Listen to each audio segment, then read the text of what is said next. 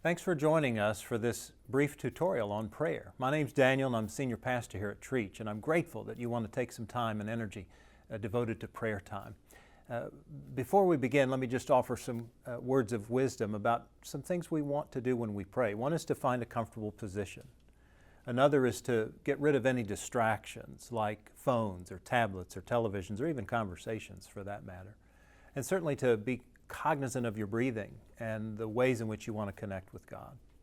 Today I want to talk to you about the centering prayer.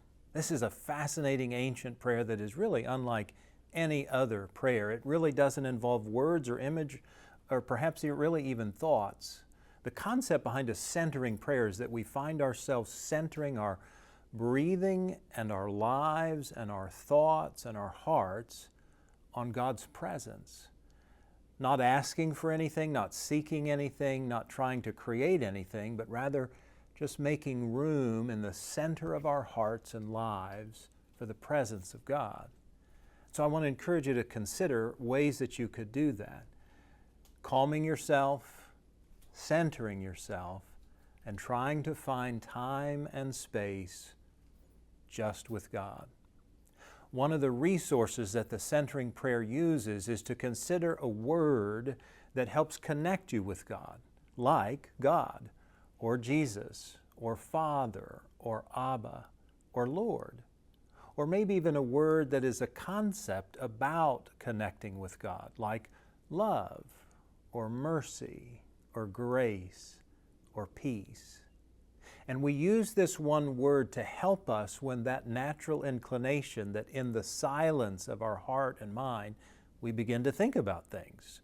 Thoughts crop up or issues crop up, and in the centering prayer, we want to then claim that word, God, Father, peace, love.